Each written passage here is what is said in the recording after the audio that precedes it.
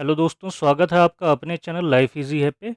इस वीडियो में हम बात करेंगे नई शिक्षा नीति यानी न्यू एजुकेशन पॉलिसी 2020 की, जिसे अभी कुछ दिनों पहले ही कैबिनेट ऑफ मिनिस्टर्स ने अप्रूव किया है और पब्लिक डोमेन में रखा है फीडबैक के लिए। ये पॉलिसी बहुत बड़ी है, लेकिन हम इस वीडियो में कुछ इंपॉर्टेंट पॉइंट्स को कवर करेंगे जो हर एक स्टूडेंट को और पेरेंट्स को जानना ज़रूरी है। अगर आप हमारे इस चैनल पे नए हैं तो हमारे इस चैनल को सब्सक्राइब करिए और बेल आइकन ज़रूर दबाइए ताकि आने वाली सभी वीडियोस की नोटिफिकेशन आपको मिलती रहे। दोस्तों, ये एजुकेशन पॉलिसी पूरे 34 साल बाद हमारे देश में आई है। जो लास्ट एजुकेशन पॉलिसी थी वो 1986 यानी 1986 में इंट्रोड्यूस की गई थी। इस एजुकेशन पॉलिसी की अनाउंसमेंट के साथ एक अनाउंसमेंट और हुई कि ह्यूमन रिसोर्स डेवलपमेंट मिनिस्ट्री का नाम अब चेंज होकर के एजुकेशन मिनिस्ट्री हो जाएगा, यानी शिक्षा मंत्रालय हो जाएगा। दोस्तों, अगर हम बात करें कि ये नई एजुकेशन पॉलिसी आने के बाद स्कूल एजुकेशन में क्या क्या चेंजेस आएंगे, तो हम देखते हैं कि जो हमारा पुराना स्कूलिंग एजुकेशन सिस्टम था वो 10+2 पे बेस्ड था। बट अब ये नई एजुकेशन पॉलिसी आने के बाद ये स्ट्रक्चर जो है 5+3+3+4 हो जाएगा, यानी 15 साल का पीरियड हो जाएगा। बट इसका मतलब ये नहीं कि हमें 15 साल के लिए स्कूल जाना पड़ेगा। इसमें 3 साल जो है वो आंगनवाड़ी और प्री स्कूलिंग का इंक्लूड है, यानी स्कूल से पहले जो हमारा पीरियड था वो भी इसमें इंक्लूड किया गया है 3 साल का। इसमें 5 साल रिलेट करता है 3 साल से लेके 8 साल के एज ग्रुप को, और इसको नाम दिया गया है फाउंडेशन स्टेज। 3 साल रिलेट करता है 8 साल से 11 साल के एज ग्रुप को, इसको नाम दिया गया है प्रिपरेटरी स्टेज। जो अगला 3 साल है वो रिलेट करता है 11 साल से लेकर 14 साल की एज को, और इसको नाम दिया गया है मिडिल स्टेज। 4 साल रिलेट करता है 14 साल से 18 साल के एज ग्रुप को, और इसको नाम दिया गया है सेकेंडरी स्टेज। जैसा कि मैंने आपको अभी बताया कि इस नई एजुकेशन पॉलिसी में हमारी प्री स्कूलिंग को भी ऐड किया गया है, यानी 3 साल से लेकर 5 साल का जो बच्चा है हमारा, उसकी एजुकेशन पे गवर्नमेंट ने काफ़ी अच्छा फोकस किया है।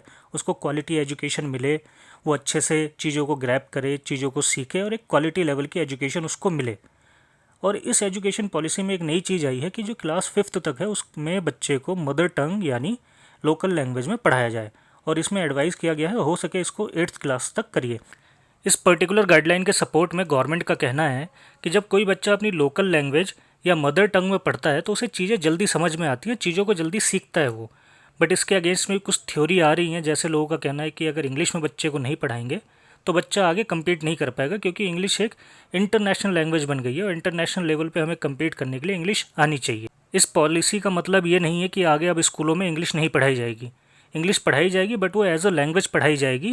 और ये पॉलिसी अभी रिकमेंडेड है, ये कंपलसरी नहीं है, और इसमें आगे जाके कुछ ना कुछ चेंजेस आपको देखने को ज़रूर मिलेंगे। इस नई पॉलिसी के थ्रू गवर्नमेंट का फोकस सिर्फ बेसिक स्कूलिंग पे नहीं है कि बच्चा स्कूल जाए, वहाँ पढ़े और शाम को घर आ जाए। गवर्नमेंट चाहती है कि बच्चे में स्किल्स डेवलप हों, बच्चा कुछ नया सीखे, जैसे कारपेंट्री वर्क हो गया, इलेक्ट्रिक वर्क हो गया। इसके थ्रू गवर्नमेंट चाहती है कि स्कूल में वोकेशनल स्टडी जो है वो कराई जाए बच्चे को। इसी में गवर्नमेंट ने एक चीज़ और की है कि क्लास 6 to 8 10 डेज़ का एक बैगलेस पीरियड होगा, जिसमें बच्चा बिना बैग के स्कूल जाएगा, और जो नियरेस्ट कारपेंटर या गार्डनर या इलेक्ट्रीशियन होगा उसके पास जाके इन चीज़ों को सीखेगा वो। तो एक नई चीज़ है, एक नया कुछ कह सकते हैं आइडिया है, जिससे बच्चे डेवलप होंगे, बच्चों में नई चीज़ें डेवलप होंगी। अच्छा, एक नई चीज़ और है इसमें कि बच्चे को क्लास 6 से कोडिंग सिखाई जाएगी, कंप्यूटर कोडिंग, सॉफ्टवेयर कोडिंग। बच्चा सॉफ्टवेयर कैसे डेवलप करते हैं, मोबाइल की एप्लीकेशन कैसे डेवलप करते हैं, ये चीज़ें सीखेगा। इससे क्या होगा, बच्चा आगे जाके काफ़ी चीज़ें डेवलप करेगा, सॉफ्टवेयर बनाने में उसको दिक्कत नहीं आएगी और आगे प्रोफेशनल बनेगा। इस नई पॉलिसी के अकॉर्डिंग बच्चे का जो एग्ज़ाम होगा वो 3 लेवल पे होगा, क्लास 3, क्लास 5th और क्लास 8। बच्चे का जो एग्ज़ाम होगा एक बिल्कुल ही डायनामिक पैटर्न पे होगा। बच्चे की कॉन्सेप्चुअल क्लैरिटी कैसी है, बच्चे की क्रिटिकल थिंकिंग कैसी है, उसको जज किया जाएगा, और इसमें कोई कमी पाई जाती है तो बच्चे को पूरा सपोर्ट किया जाएगा, बच्चे को डेवलप किया जाएगा। बच्चे का report card 360 degree holistic report card होगा। इसमें सिर्फ एकेडमिक चीज़ें नहीं होंगी, इसमें बच्चे की अदर स्किल्स को भी मेंशन किया जाएगा, और उसका रिपोर्ट कार्ड उसके अकॉर्डिंग बनेगा कि बच्चे की एक्स्ट्रा एक्टिविटीज़ कैसी हैं, एक्स्ट्रा करिकुलम एक्टिविटीज़ कैसी हैं, अदर स्किल्स उसकी कैसी हैं। और बच्चे का रिपोर्ट कार्ड बनाते टाइम कई लोगों का फीडबैक भी लिया जाएगा बच्चे के बारे में, चाहे टीचर्स हों, चाहे उसके क्लासमेट्स हों, या उसके पेरेंट्स हों, या अदर टीचर्स हों। तो ये काफ़ी एक अलग चीज़ है बच्चे की रिपोर्ट को असेस करने का। इस नई एजुकेशन पॉलिसी में काफ़ी नई और अच्छी चीज़ देखने को मिल रही है कि पहले क्या होता था, जब हम क्लास 11th में जाते थे तो हमें कॉमर्स, आर्ट्स या साइंस स्ट्रीम सेलेक्ट करनी पड़ती थी, और हम इसी स्ट्रीम से रिलेटेड सब्जेक्ट्स को पढ़ते थे। लेकिन इस नई पॉलिसी में क्या है कि भाई अगर हमने कॉमर्स लिया है तो हम साइंस के सब्जेक्ट को भी पढ़ सकते हैं या आर्ट्स के सब्जेक्ट को भी पढ़ सकते हैं। पहले ऐसा नहीं होता था। अगर मैं साइंस का स्टूडेंट हूँ तो अब नई पॉलिसी के अकॉर्डिंग मैं कॉमर्स का कोई एक सब्जेक्ट उठा सकता हूँ, मेरे को इकोनॉमिक्स में कोई रुचि है तो मैं इकोनॉमिक्स उठा सकता हूँ, पहले ऐसा नहीं था। नई पॉलिसी में भी बोर्ड एग्ज़ाम्स बने रहेंगे, बट उसका थोड़ा सा जो प्रेशर होता है बोर्ड एग्ज़ाम का हुआ होता है उसको कम किया जाएगा, एक नया स्ट्रक्चर डेवलप किया जाएगा। बोर्ड एग्ज़ाम्स को साल में 2 बार कराया जाएगा, और ये नहीं है कि भाई बोर्ड एग्ज़ाम में बच्चा पढ़ के गया, 2 महीने पहले उसने पढ़ लिया, रट्टा मार लिया और जाके लिख के आ गया, पास हो गया। इसमें एक नए तरीके से पैटर्न बनेगा, बच्चे की नॉलेज टेस्ट की जाएगी और कई तरीके का डायनामिक असेसमेंट होगी इसमें।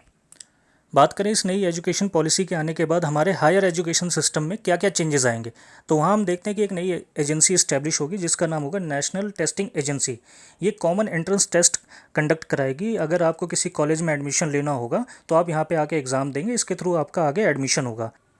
नए स्ट्रक्चर के अकॉर्डिंग ग्रेजुएशन प्रोग्राम हमारा 4 साल का होगा और इसमें एंट्री एग्जिट ऑप्शन होगा। पहले हमारा ग्रेजुएशन प्रोग्राम 3 साल का होता था और अगर हम बीच में उसे छोड़ते थे तो हमारी पूरी पढ़ाई बेकार होती थी।